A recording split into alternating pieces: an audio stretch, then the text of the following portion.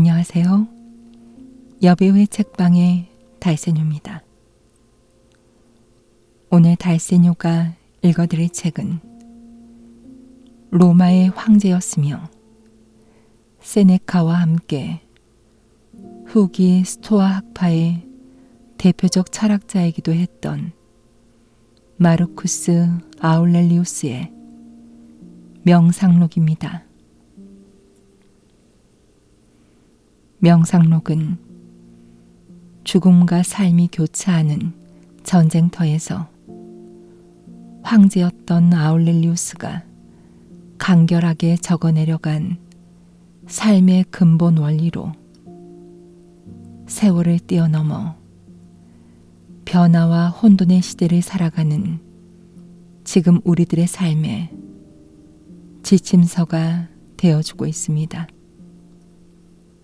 그럼 달세뇨가 읽어드리는 명상록 시작하겠습니다. 아침에 잠자리에서 일어나면 우선 자신에게 타일러라. 나는 오늘도 남의 일에 참견하기를 좋아하는 사람, 은혜를 모르는 사람, 건방진 사람, 신의가 없는 사기꾼, 질투심이 많은 사람, 비사회적인 사람들을 만나게 될 것이라고. 그들은 선과 악이 무엇인지를 모르기 때문에 모두 이와 같은 행동을 하는 사람들이다. 그러나 나의 경우는 어떠한가? 난 이미 오래전부터 선의 본질은 고귀하며 악의 본질은 추하다는 것을 알고 있다. 또한 나는 잘못을 저지르는 사람의 본성도 결국은 그렇지 않은 사람의 피의 근원에 속하기 때문에 마찬가지이며 서로 동료라는 사실을 알고 있다. 그들이 나의 동료라는 것은 물리적으로 나와 비슷한 외모, 비슷한 내부 구조를 하고 있기 때문이 아니라 그들 역시 나와 마찬가지로 신의 선물인 이성을 가지고 있으며 신성의 일부를 나누어 갖고 있기 때문이다. 그러므로 다른 사람들의 오만함, 질투심, 쓸데없는 간섭, 배은 망덕 등이 나의 마음에 어떤 상처를 줄 수는 없다. 왜냐하면 그들 중에 어느 누구도 내 자신이 스스로 원하지 않는 한 나를 추악한 일에 끌어들일 수가 없기 때문이다. 내가 나의 동료들에게 화를 내는 것이 정당한 것인가? 또한 내가 그들을 불쾌하게 한다거나 품위를 떨어뜨리는 일 등은 할 수 있는 일인가? 난 그들과 서로 다투기 위해서가 아니라 협력하기 위해 세상에 태어난 것이다.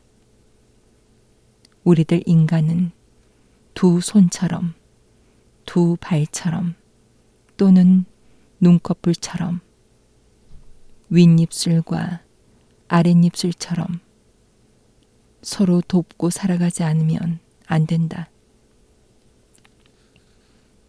따라서 동료에게 화를 내거나 미워하거나 불쾌하게 하는 짓 등은 자연의 법칙에 어긋나는 행동이다.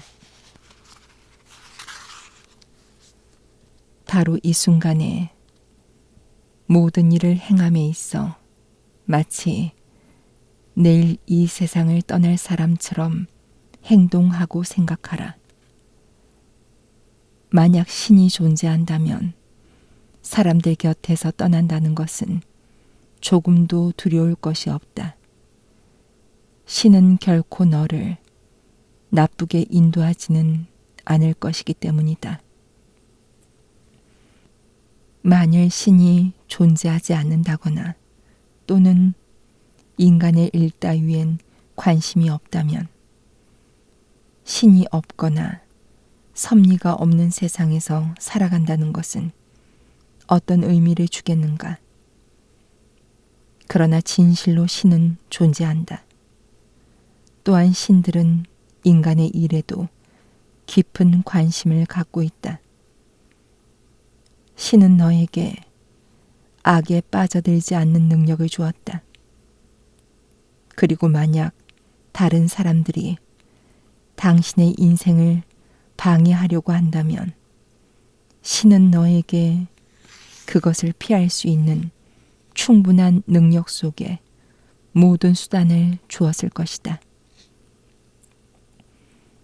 그러나 인간을 나쁘게 만들지 않은 신이 어찌하여 인간의 삶을 악하게 만들 수 있었겠는가? 신이 무지 때문에 이 같은 악들을 간파하지 못했다는 것은 있을 수 없으며 또한 그것을 알고 있으면서도 어찌할 능력이 없다는 건 역시 있을 수 없는 일이다. 하지만 우리의 삶에는 분명히 죽음과 삶, 명예와 불명예, 고통과 즐거움, 부와 빈곤 등이 일어난다. 그런 것들을 자세히 살펴보라. 그것들이 우리를 더 훌륭하게 또는 더 나쁘게 할 수 있는가? 그것들은 선한 사람이나 악한 사람을 가리지 않고 동등하며 따라서 그러한 것들은 선도 아니고 악도 아니다. 우주에 있어서의 모든 사물은 얼마나 재빨리 사라져버리는가. 육체는 무한한 공기 속으로 사라지며 그 사물에 대한 기억은 모두 영원한 시간 속에 묻혀버린다.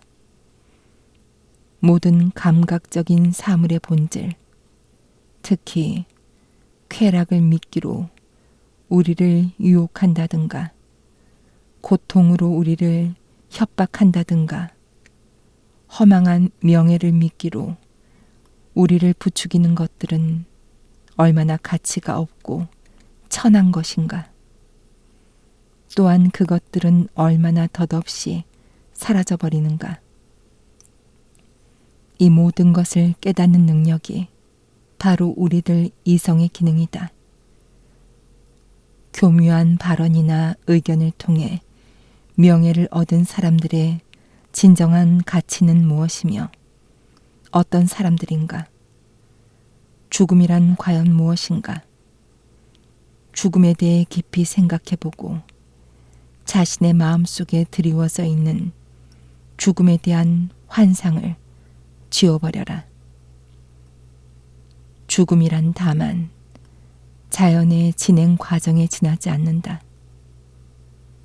오직 어린아이들만이 자연의 변화를 두려워하는 것이며 죽음이란 단순한 자연 과정 이상의 것, 즉 자연의 목적에 적극적으로 이바지하는 것임을 깨달아라. 이 모든 것을 깨닫게 하는 것이 바로 이성이다.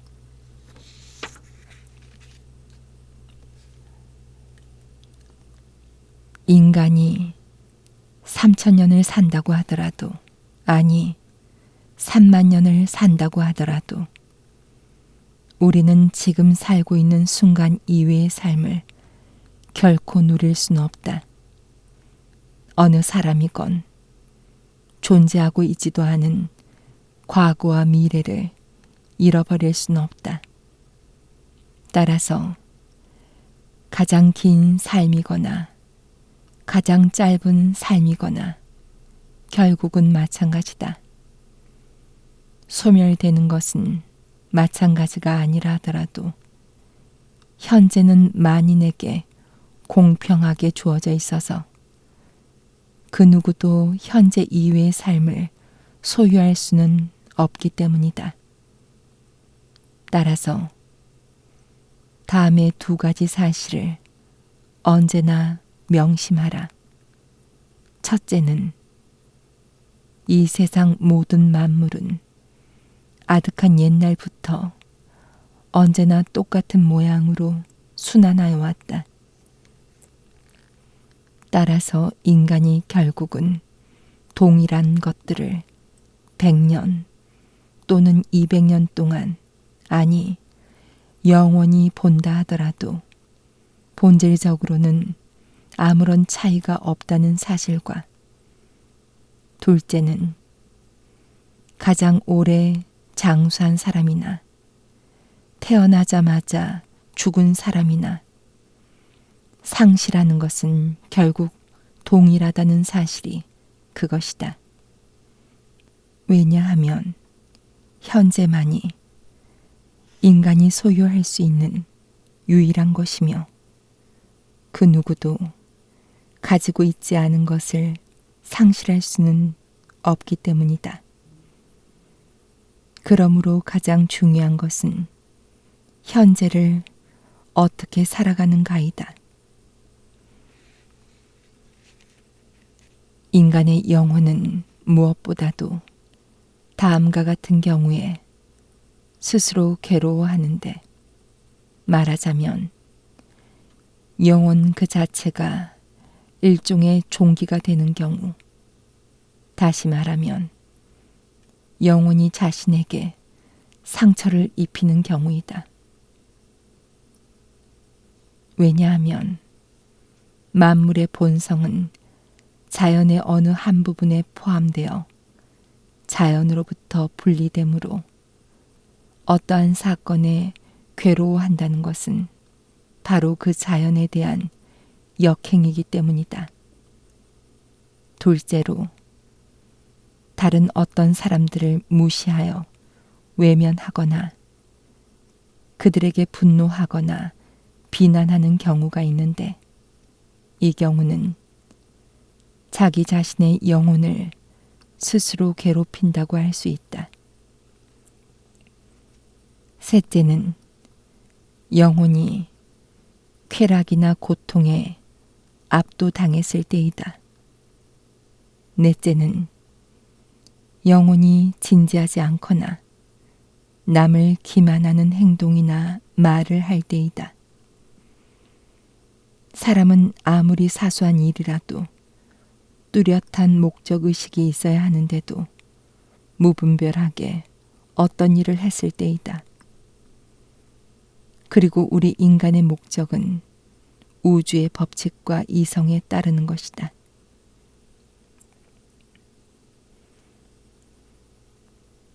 인생에 있어서 시간은 점이고 그 실체는 끊임없는 흐름이다.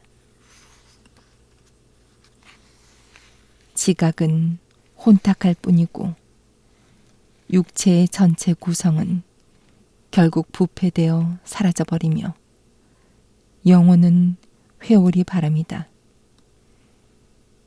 운명은 예측할 수 없을 정도로 어렵고 명예는 다만 불확실한 것이다. 다시 말해 육체에 속하는 것은 모두 흐르는 물과 같고 영혼에 속하는 것은 꿈이요 연기이며 삶은 투쟁이요 나그네의 일시적 체류이며 후세의 명성은 망각이다. 그렇다면 이런 가운데서 인간을 인도하고 보호하는 것은 무엇인가? 여기엔 단 한 가지 철학이 있을 뿐이다. 인간의 마음 속에 내재하는 신성을 모독하거나 상처를 내지 않으며 고통과 쾌락을 초월하고 목적 없이는 어떠한 일도 하지 않으며 또한 모든 일에 신중하고 허위나 위선을 멀리하면서 다른 사람의 어떤 일을 쓸데없이 간섭하지 않으며, 그리고 어떠한 일이 일어나더라도 모든 것은 같은 근원에서 일어나는 것임을 깨닫고 기꺼이 받아들이며, 죽음이란 다만 모든 생물을 구성하고 있는 최초의 원소로 분해되는 것에 지나지 않는다는 사실을 깨닫는다. 그리하여 즐거운 마음으로 죽음을 기다릴 수 있게 해주는 것이 바로 철학이다. 그런데 왜 당신은 모든 사물이 변화되고 분해되는 것을 두려워하는가? 변화나 죽음은 다만 자연의 한 진행 과정일 뿐이다.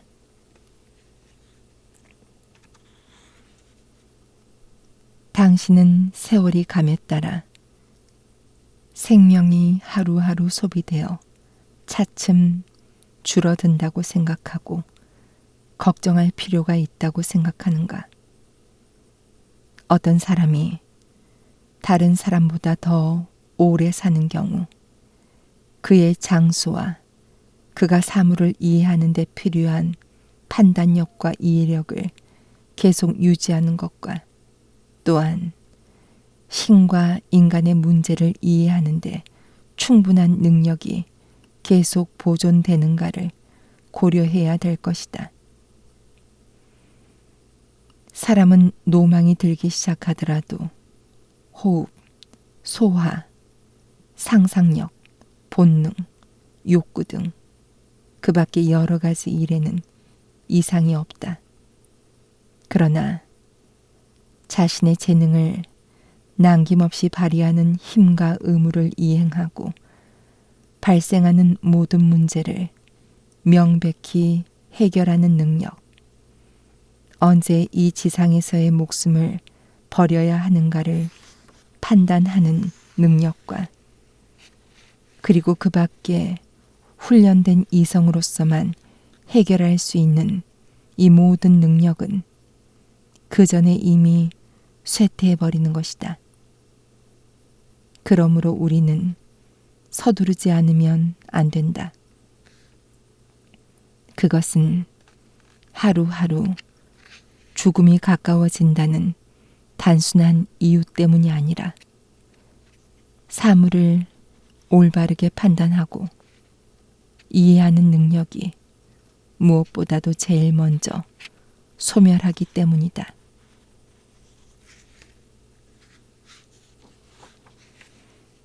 의학의 아버지로 불리우고 당시 가장 존경받았던 고대 그리스의 의사 히포크라테스는 수많은 사람의 병을 고쳐주었지만 그런 자신은 병들어 죽었다.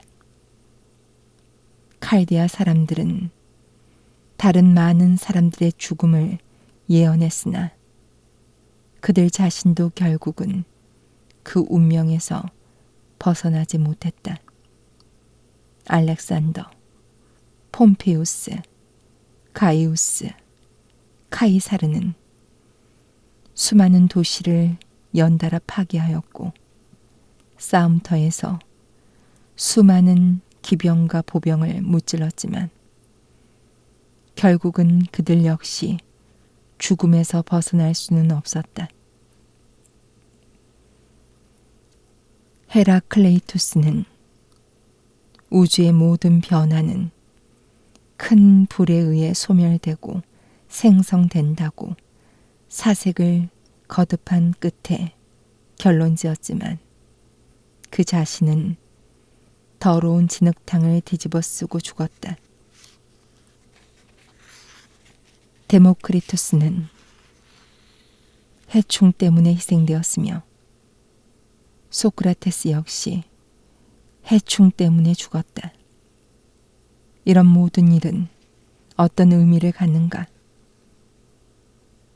인생이라는 배를 타고 항해를 하다가 건너편 해안에 이르렀다.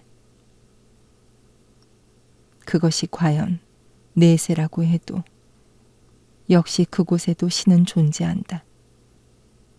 이 우주 어느 곳이든지 그곳이 비록 내세라고 할지라도 신들은 반드시 존재한다. 그러나 감각이 전혀 없는 상태가 된다면 어떻게 될 것인가? 그때는 더 이상 고통이나 쾌락의 즐거움을 느끼지 못할 것이며 고통이나 쾌락의 속박에서 벗어나 자유롭게 될 것이다. 우리의 육체, 그리고 육체의 작용인 욕망이나 감각은 육체를 움직이고 보살피는 탁월한 정신보다 훨씬 열등한 것이다. 공공의 이익과 관계되는 일이 아니라면 공연히 다른 사람의 일에 관심을 기울이지 말라. 그것은 당신의 생애를 낭비하는 것이다.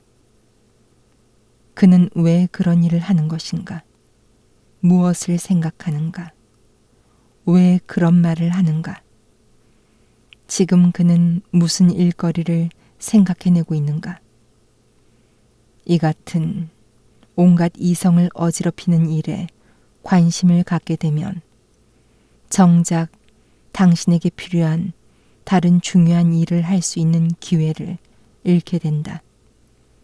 당신 마음속에서 아무런 유익한 목적도 없는 기껏해야 지나친 호기심에서 비롯된 해로운 생각이나 남에게 해를 끼치려는 생각을 제거하지 않으면 안 된다. 언제나 마음을 깨끗하게 유지하라.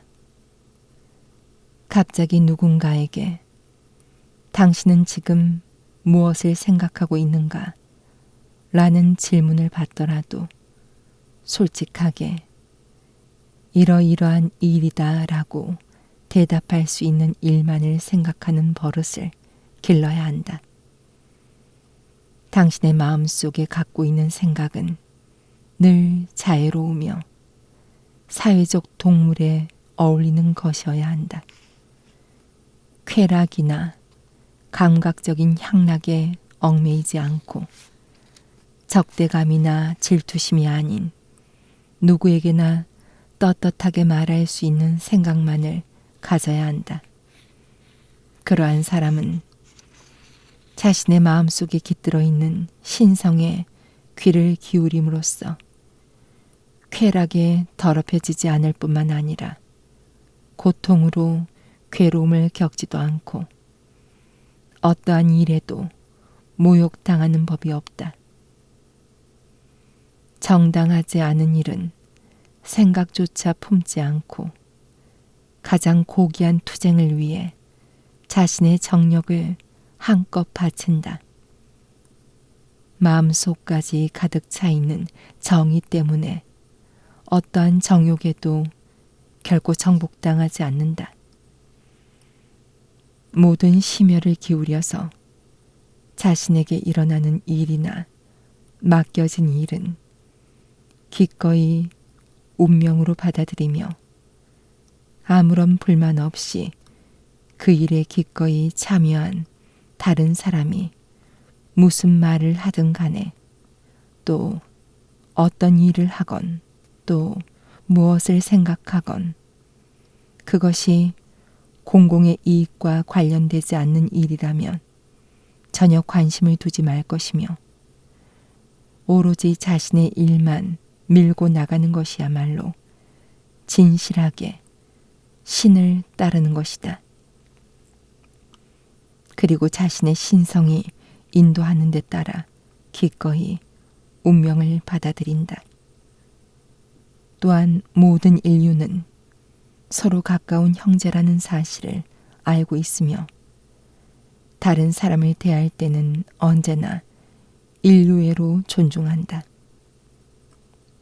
그리고 자신이 기꺼이 따르고 존중해야 할 것은 세상 사람들의 의견이 아니라 자연에 따라 살아가는 분명한 사람들의 의견임을 잘 알고 있다. 왜냐하면 자연에 순응하지 않고 살아가는 사람들의 생활이 집에서나 집 밖에서나 혹은 밤이건 낮이건 어떤 일을 하고 있는가, 또 그들이 어떤 사람들과 어울리며 얼마나 타락한 생활을 보내는가를 잘 알고 있기 때문이다. 공공의 이익을 위한 것이라면 어떤 힘든 것이라도 자진해서 하라. 그렇지만 신중하게 생각해서 행동하라. 경솔하거나 오락삼아 행동하지 말라. 생각을 정교하게 장식하지 말며 수다를 떨지 말고 쓸데없는 일에 참견하지 말라. 바로 그러한 생활 속에 남의 도움이나 위로 없이도 즐겁게 생활할 수 있는 좋은 비결이 있다. 다른 사람의 도움이 아닌 스스로 자신의 힘으로 똑바로 서야 된다.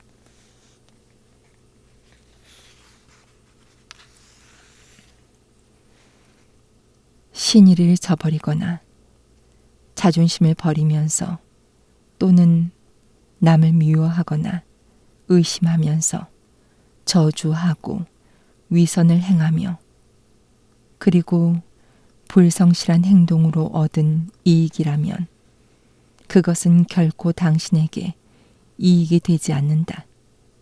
또는 단단한 장막이 필요한 모든 것들이 당신에게 어떤 도움을 줄 수 있다고 평가하지 말라.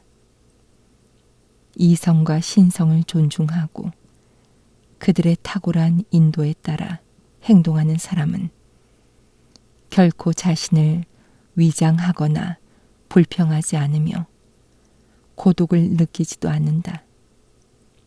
무엇보다도 그런 사람의 삶은 자유롭다. 그러한 사람은 자신의 영혼이 육체에 머물고 있는 기간이 길건 짧건 전혀 관심을 두지 않는다. 지금 곧 죽음이 닥쳐올지라도 그는 이제까지의 품위와 절도를 지키며 자신이 할 수 있는 일을 처리하듯 대범하고 담담하게 죽음을 받아들인다. 우리가 따르고 존중해야 할 일은 소수의 진리이다. 그 밖에 나머지는 모두 던져버려라. 누구든 오직 현재의 이 순간을 살고 있을 뿐이다. 그 밖의 생애는 이미 지나가 버렸거나 아직 오지 않은 불확실한 것임을 명심하라. 당신이 살고 있는 시간은 순간이며 당신이 살고 있는 곳은 지구의 한쪽 귀퉁이이며 일부분에 지나지 않는다. 당신은 죽어서 오래 기억되기를 원하는가? 그러나 그들도 역시 당신과 마찬가지로 곧 사라져버릴 존재들이다. 죽은 후에 자신의 명성이 남기를 바라는 것은 이미 오래전에 죽은 사람들에게 당신의 이름이 기억되기를 바라는 것과 마찬가지이다.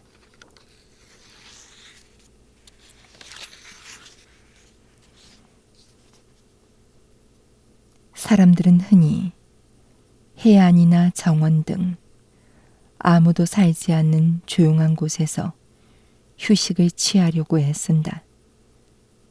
그러나 철학자에게는 그러한 곳은 아무런 가치가 없다. 왜냐하면 그들은 마음만 내키면 언제라도 자신 속에서 휴식을 취할 수 있기 때문이다. 인간은 다른 어느 곳에서보다 자신의 영혼 속에서 가장 조용하고 안전하게 모든 근심에서 벗어나 쉴 수 있다. 영혼이 평온한 상태에 있을 때에는 특히 더 그렇다. 정말로 당신에게 필요한 것에 완전히 몰두하려면 하찮은 것에 신경을 빼앗겨서는 안 된다. 이와 같이 영혼을 깨끗이 정화하고 나면 당신은 의무를 수행하는 데 있어서 초조하지 않으며 괴로움에서 쉽게 벗어날 수 있다. 당신을 초조하게 그리고 불만스럽게 하는 원인은 무엇인가? 명성을 구하고 싶은 욕망이 당신을 괴롭히는가? 당신의 눈앞에서 일어나는 모든 일이 얼마나 빨리 잊혀지는지를, 그리고 과거와 미래의 무한한 시간에 비해 현재는 얼마나 짧은 순간에 불과한가를 생각하라. 박수갈채의 허망함, 거칠애뿐인 사람들의 찬양은 또 얼마나 쉽게 변하며 헛된 것인가. 그리고 그들의 판단은 또 얼마나 보잘것없고 허점이 많은가. 이 지구 전체는 우주에 비하면 아주 작은 점에 불과하다. 게다가 우리는 겨우 이 지구의 한쪽 귀퉁이에 살고 있지 않은가. 대체 이 지구상의 모든 사람 중에서 얼마나 많은 사람들이 당신을 알고 있으며 또한 그들 중 몇 사람이 당신을 칭찬하는가. 당신을 칭찬하는 사람들은 어떠한 종류의 사람들인가. 결국 당신은 결점투성이인 극히 소수의 사람들에게 찬양받기 위해 자신의 마음을 괴롭히는가. 자신의 영혼에 안주하라. 결코 초조해하지 말고 자신이 스스로 주인임을 명심하라. 사물은 외부에 있는 것이고 고정된 것이므로 영혼에 결코 영향을 미칠 수 없다. 사물을 보면서 일어나는 마음의 동요는 오직 내부에 있는 마음속의 의견에서 비롯된 것일 뿐이다. 둘째, 눈에 보이는 모든 것은 순간순간마다 변하며 이윽고 사라져버려 존재하지 않게 된다. 이미 당신은 그러한 변화를 수없이 목격하지 않았는가? 우주는 변화이고 인생은 당신이 그것을 어떻게 생각하느냐 하는 견해에 불과하다. 죽음은 그 본질상 탄생과 마찬가지로 자연의 섭리이다. 탄생이란 여러 원소가 결합된 것이며 죽음이란 여러 가지 원소가 다시 분해된 상태를 말하는 것이다. 따라서 인간은 죽음을 두려워할 것도 부끄럽게 생각할 것도 아니다. 모욕을 당했다는 당신의 생각을 미련 없이 버려라. 그렇게 되면 모욕을 당했다는 느낌이 없어질 것이다. 그리고 그 느낌이 없어지면 모욕 그 자체도 사라져버릴 것이다. 당신은 오만한 사람들의 뜻이나 당신에게 해를 끼치려 하는 사람들을 따르지 말라. 또한 그들의 의견을 받아들이지 말고 언제나 사물의 진리에 비추어서 있는 그대로 참모습을 바라보라. 언제나 다음의 두 가지 규칙에 따른 마음의 준비를 해야 한다. 첫째로, 보편적 이성이 인간에게 유익하다고 권유하는 일만을 할 것. 둘째는 누가 당신의 판단이 잘못되었음을 지적해주고 올바르게 바로 잡아줄 때는 그 결정을 다시 한번 신중히 생각해 보도록 하라. 하지만 후자에 있어 의견의 변경은 그것이 정의나 공익에 어긋나지 않는 것이라야 한다. 당신에게 이성이 있는가? 물론 있다. 그렇다면 왜 당신은 그 이성을 이용하지 않는가? 만약 이성이 자신의 역할을 수행하고 있다면 그 이상 당신에게 필요한 것이 무엇이 있겠는가? 당신은 이 우주의 작은 부분으로서 존재하고 있다. 그리고 당신을 태어나게 한 자연 속으로 언젠가는 사라질 것이다. 아니, 오히려 한 번 더 변화하여 생성의 원리로 되돌아가는 것이라고 해야 할 것이다.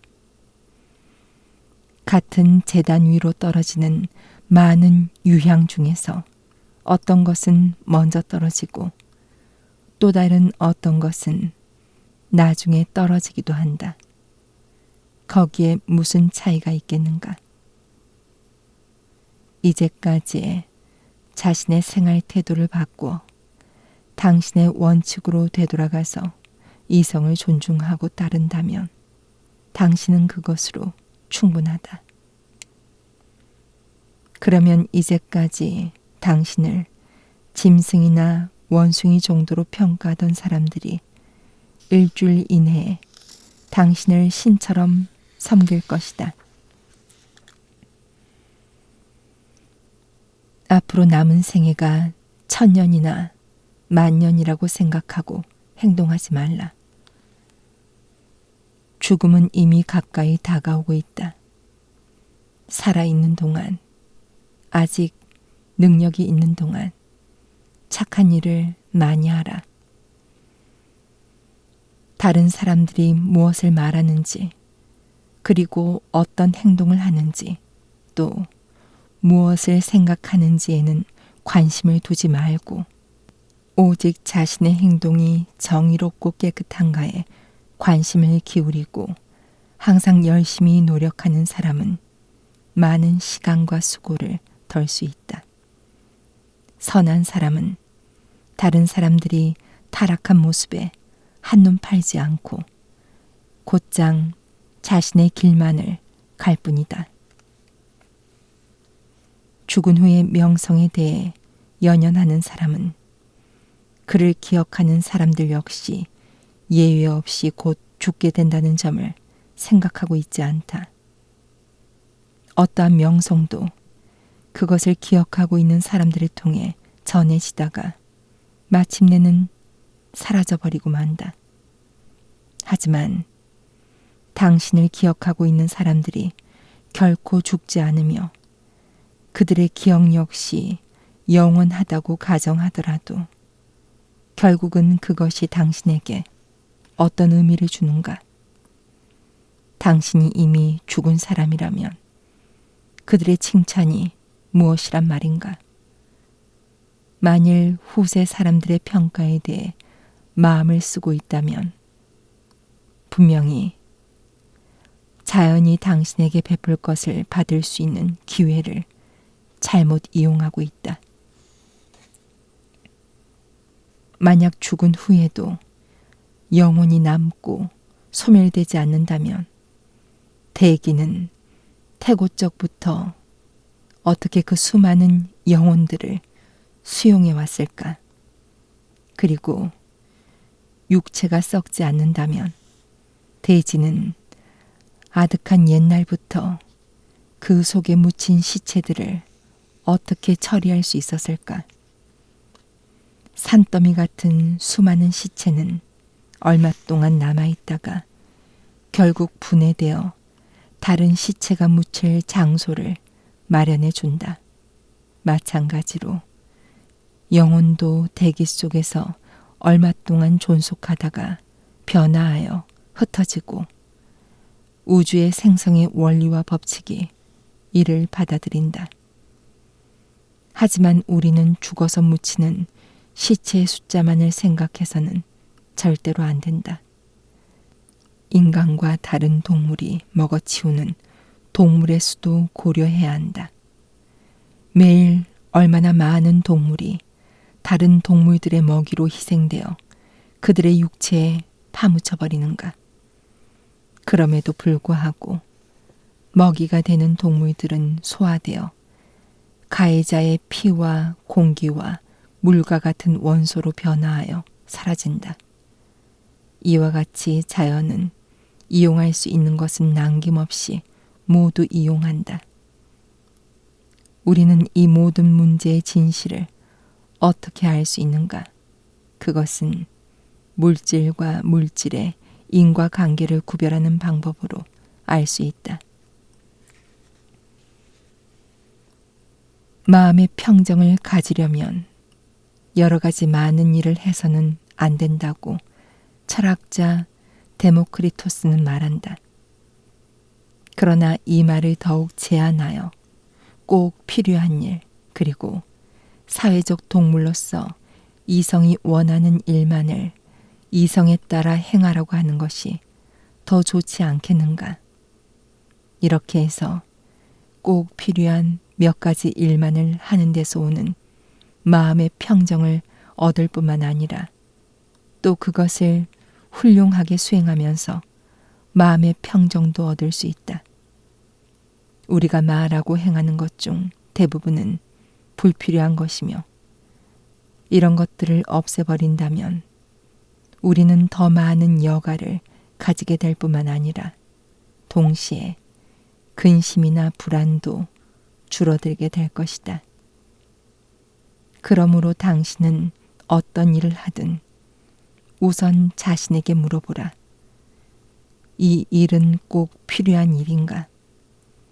그리고 한 걸음 더 나아가 불필요한 행동뿐만 아니라 불필요한 생각까지도 깨끗하게 제거해야 한다. 그렇게 하면 자연히 불필요한 행동은 하지 않을 것이다.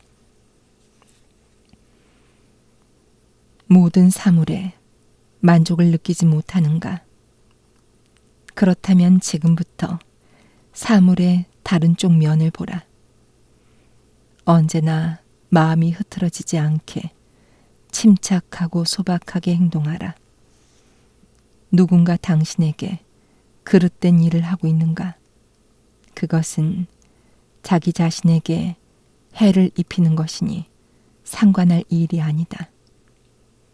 당신에게 어떤 일이 일어났는가? 그러나 개의치 말라. 그것은 우주가 시작될 때부터 이미 예정된 일이며 당신의 운명에 포함되어 있는 일이다. 인생은 짧다. 이성에 복종하고 정의를 행하면서 결코 현재를 낭비하지 말라. 긴장을 풀어라. 그러나 지나치게 해이해져서는 안 된다.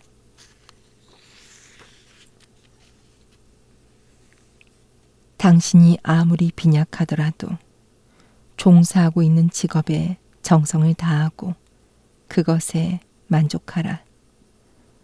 온갖 정성을 다 바쳐 신을 섬기는 사람처럼 당신의 여생을 보내라. 물론 다른 사람을 지배하지도 말고 다른 사람의 노예도 되지 말라.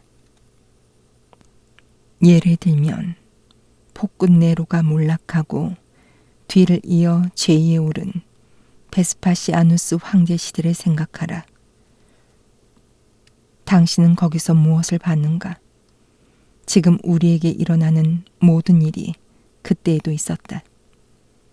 사람들은 누구나 결혼을 하고 아이를 낳아 기르고 병들고 죽고 싸우고 잔치를 베풀고 장사를 하고 아첨을 하고 어떤 음모를 꾸미고 현실에 무조건 불평을 하고 사랑을 하고 재물을 탐하고 집정관이나 황제의 지위를 탐했다. 다시 트라이아누스 황제 시대를 살펴보자. 그 당시의 생활 역시 마찬가지이다. 하지만 그들의 생활은 이제 사라져버리고 자치조차 없다. 다른 시대의 생활을 살펴보더라도 마찬가지이다. 얼마나 많은 사람들이 거대한 노력을 기울이다가 순식간에 사라져버렸는가. 특히 당신이 잘 알고 있는 사람들, 삶의 의무를 태만히 하며 공허한 환락에 잠겨서 그들의 본질에 맞는 일을 소홀히 여기는 사람들의 모습을 주위에서 보라. 그들의 살아가는 모습을 살펴보면 당신은 어떤 일을 추구할 때 그 일의 가치는 자신이 무엇을 추구하느냐에 달려있다는 사실을 알 수 있다.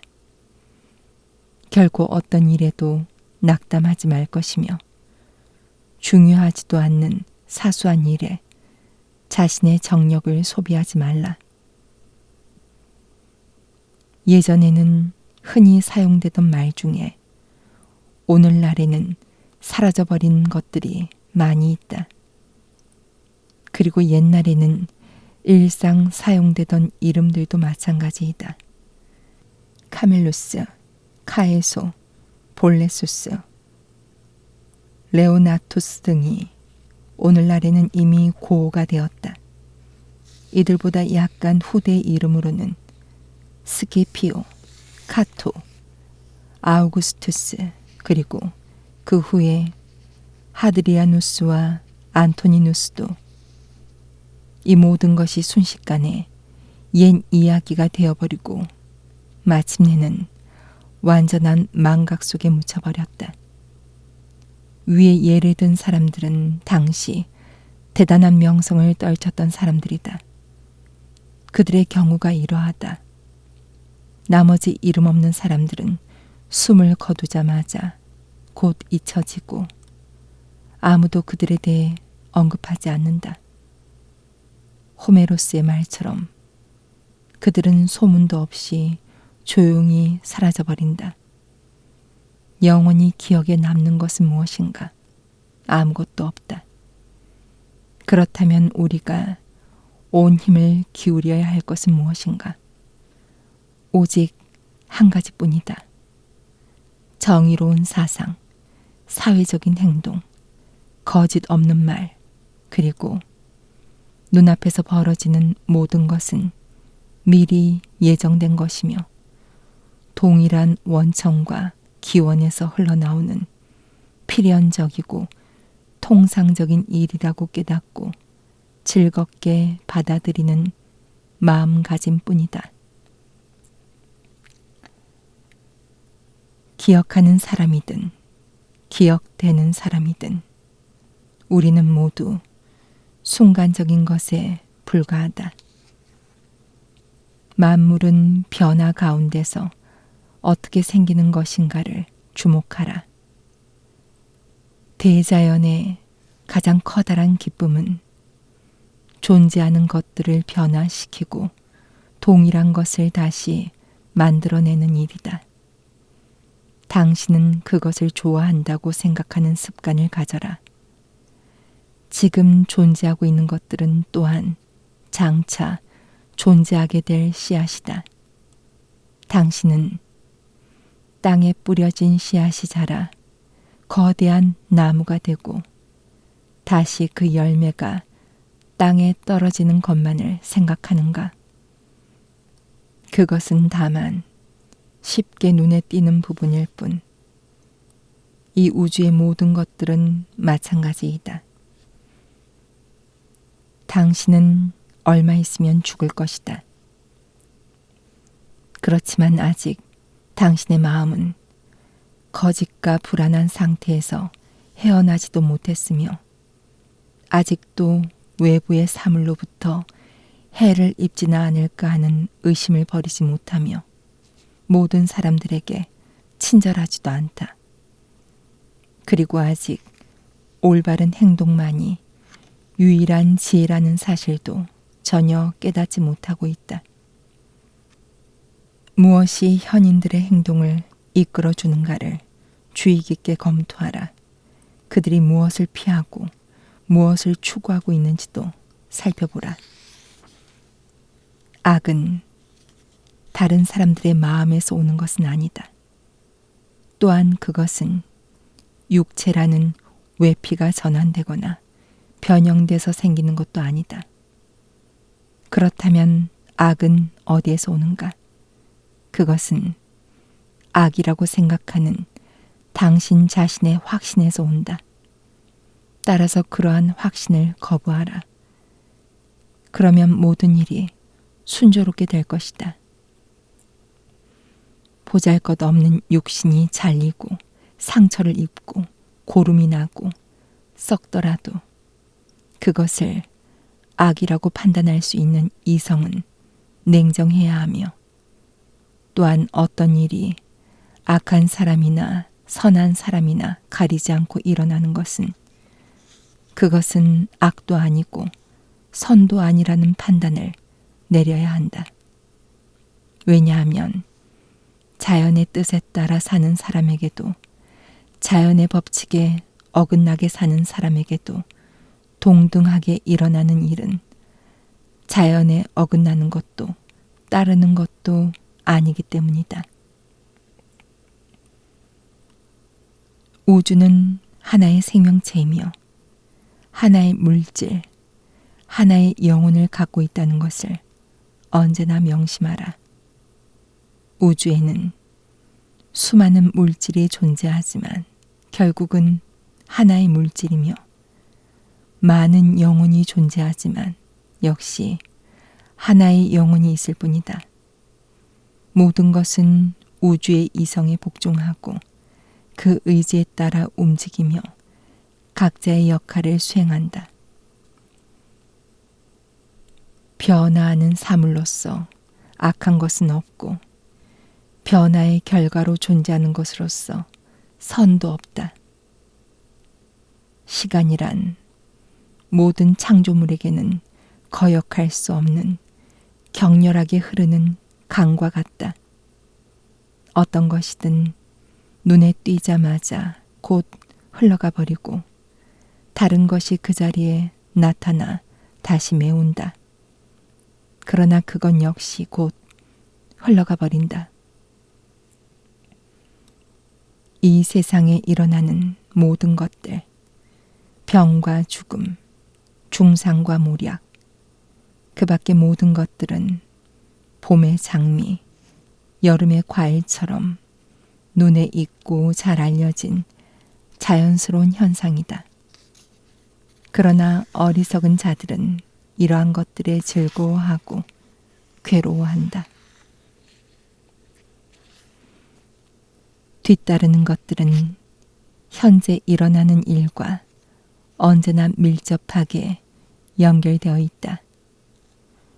외로이 떨어져서 일어나는 것이란 없다. 그것은 단순한 결과의 법칙이 아니라 필연적인 순서에 따른 합리적인 연결이다. 현재 존재하는 모든 것이 서로 조화를 이루며 배치되어 있듯이 앞으로 존재하게 될 것들 역시 단순한 연속에 그치지 않고 필연적인 법칙에 따라 현재와 밀접한 연관성을 나타내게 된다. 흙이 죽으면 물이 되고 물이 죽으면 공기가 된다. 그리고 공기가 죽으면 불이 생겨난다. 이 모든 것은 항상 돌고 돈다라고 말한 헤라클리투스의 말을 항상 기억하라. 또한 여행자는 그 자신이 어디로 가고 있는지조차 잘 모르면서 길을 가며, 사람들은 그 자신과 가장 가까이 있는 이성을 마치 낯선 사람처럼 생각한다는 말도 기억하라. 잠에 취한 사람처럼 행동하거나 말해서도 안 된다는 것을 명심해라. 적어도 당신은 깨어있지 않은가? 만약 어떤 신이 당신은 내일까지 또는 잘해야 모레까지밖에 살 수 없다고 할 경우 당신은 내일이나 모레나 별로 큰 차이가 있다고 생각하진 않을 것이다. 마찬가지로 내일이 아니라 수십 년을 더 살다 죽는다 해도 큰 차이가 있다고 생각해서는 안 된다. 언제나 끊임없이 생각하고 다음 사실을 기억하라. 얼마나 많은 의사들이 고통받는 환자 때문에 눈살을 찌푸리다가 결국 자신들도 죽어갔는가를. 거드름 피우며 남의 운명을 예언해 주던 수많은 점성가들. 죽음과 불멸에 관해 끝없는 논쟁을 벌이던 수많은 철학자들. 수많은 사람의 목숨을 단숨에 빼앗아간 장군들. 국민의 생사를 한 손에 쥐고 멋대로 권력을 휘두르며 마치 영생이라도 누릴 듯이 뽐내던 많은 폭군들. 그들은 지금 어디에 있는가? 모두 죽어 한 줌의 티끌로 변해서 사라졌을 뿐이다. 또한 얼마나 많은 도시가 헬리케, 폼페이, 헤르쿨라네움, 그 밖에 무수한 도시, 어떻게 완전히 폐허로 변했는가를 생각하라. 잘 알고 있는 사람들을 생각해보라. 갑은 을을 묻어주고 죽었다. 병은 갑을 묻어주었지만 그도 역시 다른 사람이 묻어주었다. 이 모든 일은 잠시 동안에 일어난 것에 지나지 않는다. 어제를 이루던 끈끈한 작은 덩어리들도 내일은 벌써 한 줌의 재로 사라져간다. 그러므로 찰나에 지나지 않는 이 지상의 생활이나마 자연에 따라 만족하면서 살다가 남은 여생을 마쳐야 한다. 마치 올리브 열매가 때가 되어 익으면 지금까지 자기를 키워준 나무와 자연에 감사하고 찬양하면서 떨어지듯이. 끊임없이 파도가 부딪혀와도 끄떡없이 버티며 노한 물결을 달래는 고처럼 살아라. 이런 일들이 하필이면 나에게 일어나다니. 그러니 나는 얼마나 불행한 자인가. 아니, 오히려 그 반대이다. 그러한 일이 당신에게 일어났기 때문에 오히려 괴로움을 잊고 현재에 압도당하거나 동요되지 않으며 미래를 두려워하지 않을 수도 있다. 당신에게 일어난 일은 누구에게도 일어날 가능성이 있다. 그러나 모든 사람이 같은 일에 똑같은 반응을 보이지는 않는다. 어떤 사람에게는 불행인 것처럼 생각되는 것이 다른 사람에게는 행운이 되는 경우가 있다. 어떠한 일이 그 사람의 본성을 거슬리지 않는 경우 그것을 불행이라고 부를 수 있는가? 그리고 자연의 본성에 어긋나는 일이 있을 수가 있겠는가? 따라서 자연의 본성에 어긋나지 않는 것으로서 불행인 것은 하나도 없다. 그리고 당신은 이미 자연의 본성이 무엇인가를 잘 알고 있지 않은가? 이미 일어난 일이 정의, 관대함, 온화함, 신중함, 진실함, 자기 존중 등의 인간 본래의 성질을 유지하는 데 필요한 모든 것을 방해하고 있는가? 앞으로 항상 기억해야 할 법칙이 있다. 당신의 마음을 괴롭히는 어떤 일에 부딪히면 이것은 불행이라고 말하지 말고 언제나 이것을 슬기롭게 견디어내는 것이 바로 행복이라고 말하라.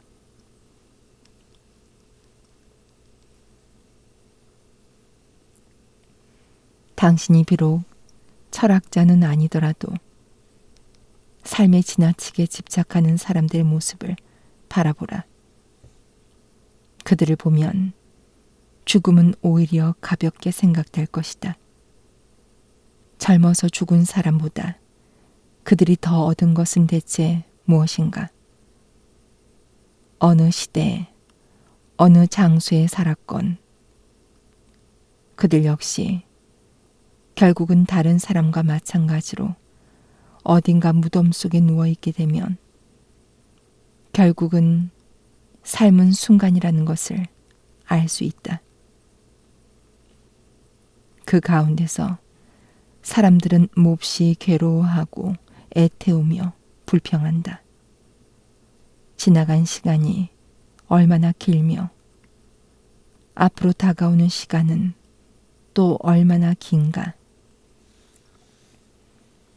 그에 비해 당신의 삶은 얼마나 짧은가를 생각하라. 이렇게 생각할 때 트로이 전쟁 당시 그리스 장군이던 에스토는 사흘밖에 살지 못한 어린아이에 비해 얼마나 더 오래 살았으며 어떤 차이가 있을까? 언제나 지름길을 택해서 달려라. 지름길은 바로 자연의 길이며 당신의 모든 행동과 말을 가장 건전하게 목적에 어긋나지 않게 하는 이성이 인도하는 길이다. 또한 그 길로 가면 근심과 투쟁 그리고 야비한 허세에서 당신은 해방될 것이다.